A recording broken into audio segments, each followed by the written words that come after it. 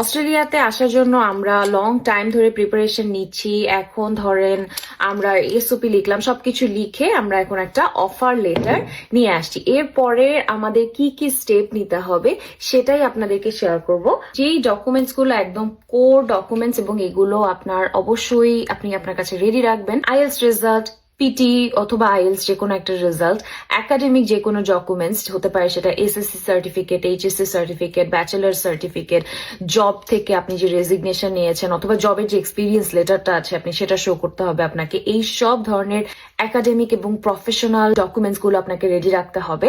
তারপরে আপনাকে রেডি রাখতে হবে হচ্ছে ফাইন্যান্সিয়াল ডকুমেন্টস, যেগুলো দিয়ে আপনি আপনার প্রপার্টি কোথায় কোনটা আছে এগুলোকে আপনি শো করতে চাচ্ছেন যে আপনি দেশে ফিরে আসবেন। এইটার স্ট্রং একটা যুক্তি শো করার জন্য আমাদেরকে কিন্তু অনেক ফাইন্যান্সিয়ালস দেখাতে হয়। এটা যে কোনো কান্ট্রিতে আমরা যাই না কেন, অস্ট্রেলিয়ার ক্ষেত্রে এটা একটু বেশি দেখাতে হয়। পাসপোর্ট, পুলিশ ক্লিয়ারেন্স, এই ডকুমেন্টস গুলো কিন্তু অবশ্যই আপনাদের লাগবে এবং এগুলো রেডি করে রাখবেন যখনই আপনি দেখবেন যে আপনার অফার লেটার চলে আসছে। এরপরে সবচেয়ে ইম্পর্টেন্ট যে বিষয়টা সেটা হচ্ছে একটা ইমি অ্যাকাউন্ট তৈরি করতে হবে। কিন্তু আপনাকে ডিরেক্টলি ওদের পোর্টালের থ্রুতেই ভিসায় অ্যাপ্লাই করতে হবে। এবং ইমি অ্যাকাউন্টে এরকম একটা সিস্টেম আছে, ধরেন আমরা তো জানি যে আমরা যখন অফশোর স্টুডেন্ট হিসাবে দেশের বাইরে থেকে আসি অবশ্যই আমাদেরকে কোনো একটা এজেন্সির থ্রুতে আসতে হয়।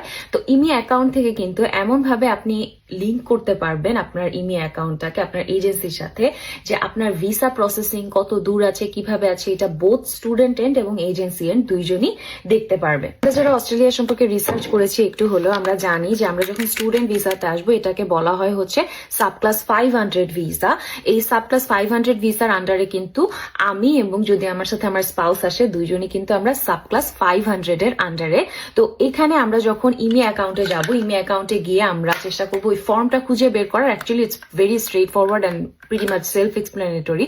তারপরে আমি বলে দিচ্ছি, ওখানেই মেনলি আমাদের কাছে আমাদের ফাইন্যান্সিয়ালস গুলো চাবে, জেনুইন স্টুডেন্ট কিনা, আমরা যে যাচ্ছি এখানে যাওয়ার পরে আমরা ব্যাক করব কিনা, জাস্ট শুধুমাত্র আমরা স্টাডি পারপাসেই অস্ট্রেলিয়াতে যাচ্ছি এবং স্টাডি করে আমরা আবার দেশে ফিরে আসবো, এটাকেই মোস্টলি ওরা মিন করে হচ্ছে জেনুইন স্টুডেন্ট। অ্যারাউন্ড 2000 এর মতো আমাদের একটা ভিসা ফি পেমেন্ট করা লাগে। চাইলে যদি আমাদের কাছে মাস্টার কার্ড থেকে থাকে, ডেবিট কার্ড থেকে থাকে, তাহলে সেটা দিয়ে পে করতে পারবো। একটা ছোট টিপস বলে দিব এখানে, সেটা হচ্ছে যে কোনো ডকুমেন্টস আমরা যখন পোর্টালে আপলোড করব তখন আমাদেরকে এটা অনেক বেশি শিওর হয়ে নিতে হবে যে ডকুমেন্টসটা খুব ক্লিয়ার কিনা। প্রত্যেকটা অ্যামাউন্ট, যেহেতু এখানে অনেক ফাইন্যান্সিয়াল ডকুমেন্টস আমরা দিচ্ছি, এই সবগুলো ডকুমেন্টস দেখতে একদম ক্লিয়ারলি ভিজিবল কিনা, প্রত্যেকটা ডকুমেন্ট খুব সুন্দর করে স্ক্যান হয়েছে কিনা, নাকি যে রিডার বা যে এটা পড়বে তাকে অনেক বেশি স্ট্রাগল করে এটা পড়তে হবে।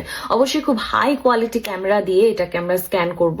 আমাদের যদি ফোনের ক্যামেরা হয় সেটাতেও সমস্যা নেই, বা আমরা যদি বাইরে থেকে কোনো একটা স্ক্যানার দিয়ে স্ক্যান করে নিয়ে এরপরে আমাদের পাঠাতে চাই সেটাতেও কোনো সমস্যা নেই। কিন্তু যেহেতু অনেক ডকুমেন্টস থাকে, অনেক সময় অনেকে ফোন দিয়ে স্ক্যান করেই পাঠিয়ে দেয়, no problem, but definitely make sure যে ডকুমেন্টস সবগুলো যেন ভিজিবল থাকে। প্রত্যেকটা অ্যামাউন্ট, ফাইন্যান্সিয়াল অ্যামাউন্ট বলেন বা যে কোনো জিনিস যেন খুব সুন্দর করে ইজি টু রিড হয়। এরপরই আপনি পেয়ে যাবেন হচ্ছে আপনার বায়োমেট্রিক এবং মেডিকেলের জন্য অ্যাপ্লাই কিভাবে করবেন এবং সেটার পরে আপনি কবে গিয়ে বায়োমেট্রিক এবং আপনার মেডিকেল দিতে পারবেন। এরপরে আপনাকে কিছুদিন অপেক্ষা করতে হবে, অনেক সময় 2-3 সপ্তাহের মধ্যে হয়, অনেক সময় অনেক আগে, আমাদের অনেক আগে হয়ে গিয়েছিল।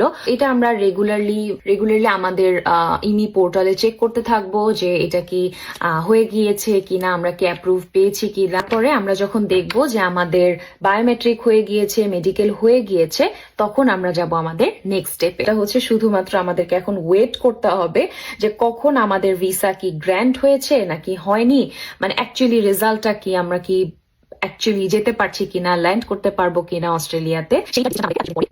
প্রথমত একটা সাজেশন থাকবে যে একটা এক্সপিরিয়েন্স এজেন্সির সাথে কাজ করবেন, যেহেতু এজেন্সি ছাড়া কিন্তু অস্ট্রেলিয়াতে আসা যায় না। তো এজেন্সিটাকে আপনাকে খুব ভালো একটা এজেন্সি চুজ করতে হবে, ভালো একটা কাউন্সিলর চুজ করতে হবে।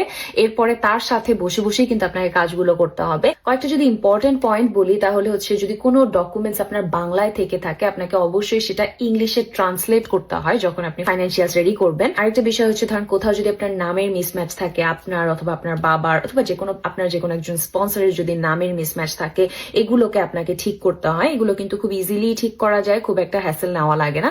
সো এগুলোকে আপনাকে ঠিক করতে হবে। আরো একটা প্রশ্ন আমারই একটা স্টুডেন্ট কিছুদিন আগে করেছিল যে আপু আমি তো অস্ট্রেলিয়াতে আসতে চাচ্ছি, বাট আমার তো প্রিভিয়াসলি একটা ইউএসএ থেকে ভিসা রিজেকশন আছে, তো এইটা কি আমি আমার জিএস ক্লিয়ারেন্সে অথবা যে কোনো জায়গায় এটাকে আমি মেনশন করবো কিনা? মাই suggestion is always be very transparent.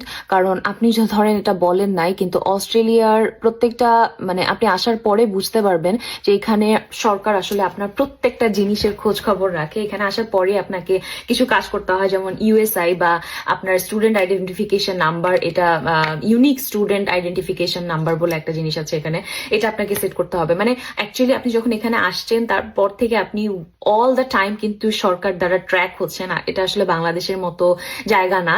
তাদের গভর্নমেন্ট কিন্তু তাদের জনগণের সাথে অনেক বেশি ট্রান্সপারেন্ট এবং জনগণও গভর্নমেন্টের সাথে খুব ট্রান্সপারেন্ট। তো এই কারণে অস্ট্রেলিয়ার বিষয়টাই এরকম যে আপনি যত বেশি ট্রান্সপারেন্ট থাকবেন তত তারা আপনাকে ট্রাস্ট করতে চাবে, কিন্তু যখনই আপনি চেষ্টা করবেন একটু বেশি চালাকি করার, তখন কিন্তু একটা বড় রিস্ক থেকে যায়। সো ডেফিনেটলি আপনার যদি কোনো ভিসা রিফিউজাল থেকে থাকে, আপনি জাস্ট প্রপার এক্সপ্লেনেশন দিয়ে যে কেন আপনার ভিসা রিফিউজালটা হয়েছে বা কি কি ধরনের রিস্ক ফ্যাক্টর গুলো ছিল, তারপরে আপনি ওই জায়গাটাতে হয়তো অ্যাপ্লাই করেছেন এবং আপনার ভিসা রিফিউজাল এসেছে। আশা করি তারা এটা ক্ষমা সুন্দর দৃষ্টিতে দেখে আপনাকে ক্ষমাই করে দিবে। আর আপনি যদি অস্ট্রেলিয়াতে না হয়, আপনি তো অবশ্যই BCD অপশন রাখছেনই, রাইট? তো কখনোই ট্রাই করবেন না যে কোনো একটা কিছু হাইড করে এরপরে আপনার সো ডেফিনেটলি ট্রাই করবেন না যে কোনো একটা কিছু হাইড করে রাখার জন্য, কারণ আমরা বাংলাদেশে নিজেদেরকে অনেক বেশি চালাক মনে করি। Be very transparent, be confident, and ইনশাআল্লাহ সামথিং গুড উইল হ্যাপেন। অস্ট্রেলিয়ার ভিসার জন্য ডেফিনেটলি আমাকে একটা ফুল টাইম স্টুডেন্ট হতে হবে এবং আমার একটা ভ্যালিড সিওই আমার কাছে থাকতে হবে। সিওইটা কি? সিওইটা হচ্ছে confirmation of enrolment from the university that you have apply. For example, আপনি ইসিউতে অ্যাপ্লাই করেছেন, কার্টিনে অ্যাপ্লাই করেছেন, এখান থেকে আপনাকে একটা অবশ্যই কনফার্মেশন অফ এনরোলমেন্ট দিবে। প্রি কস্ট রেজিস্টার্ড অথবা CRICOS রেজিস্টার্ড কোনো একটা ইউনিভার্সিটি থেকেই আপনাকে কিন্তু মাস্টার্সটা করতে হবে। 2 বছরের স্টুডেন্ট ভিসা ভ্যালিড থাকে, তারপরেই কিন্তু আপনারা TR বা পরের ভিসাগুলোতে যেতে পারবেন। সো ডেফিনেটলি চেষ্টা করবেন, অবশ্যই আসবেন যে 2 বছরের একটা মাস্টার্স প্রোগ্রামে। আমি যেহেতু মাস্টার্সে এসেছি, মাস্টার্স এটাই বলছি। হেলথ ইন্স্যুরেন্স বা OSHC যেটা বলে, ওভারসিজ হেলথ কভার, তো এটা কিন্তু আপনাকে করতেই হবে অবশ্যই। এটার পেছনে আপনার একটা অ্যামাউন্ট খরচ হতে পারে, $4,000 থেকে $5,000 বা তারও বেশি খরচ হতে পারে। স্পাউসের সাথে যেহেতু আমি এসেছি, তাহলে ওর জন্য আরো এক্সট্রা কিছু টাকা ছিল। টোটাল আমাদের মোটামুটি 4.5-5 মতো OSHC ফিটা লেগেছে। ধন্যবাদ সবাইকে, আশা করি আপনাদের ভিডিওটা উপকারে লেগেছে। যদি লেগে থাকে তাহলে প্লিজ এটা শেয়ার করে দিবেন, অথবা আপনার টাইম লাইনে রেখে দিতে পারেন শেয়ার করে। ধন্যবাদ সবাইকে। যদি আপনার প্ল্যান থাকে যে নেক্সটে অস্ট্রেলিয়ার যে কোনো একটা ইনটেক আপনি ধরতে চাচ্ছেন, তাহলে এটা কিন্তু আপনি শেয়ার করে আপনার ইনবক্সে রেখে দিতে পারেন অথবা আপনার টাইম লাইনে রেখে দিতে পারেন, যাতে করে পরে আপনি এটা আবার চেকও করতে পারেন যে কি কি ডকুমেন্টস আপনার রেডি আছে এবং কি কি ডকুমেন্টস আপনার রেডি নেই। এটা ছাড়াও আপনাদের যদি কোনো কোয়েরিজ থেকে থাকে, ডেফিনেটলি আমার ইনবক্সে মেসেজ করবেন। আমি যখন ফ্রি হব, যখন আমার সময় পাবো, আমি কিন্তু ডিটেলসে সবগুলো আনসার দিই, যাতে করে আপনারা উপকৃত হতে পারেন। Thank you. See you in the next video.